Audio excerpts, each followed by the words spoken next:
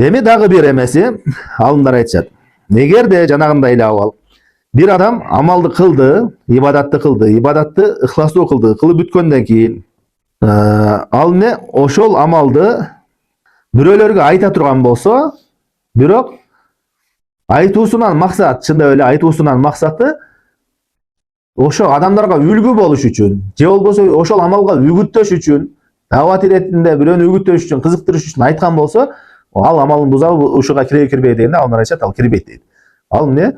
Тескерисинче жакшы амал болуп эсептелет. Мисалы үчүн, бирөөнү Куран окууга үгүттөө келатат, күн сайын өзүң Куран окуй турган болсоң да бир убакта. Куран окуган жакшы, пайдалуу, берекелүү. Мен мисалы күн сайын мындай тажрыйба кылып көрдүм, мынча убакыт окуп көрдүм.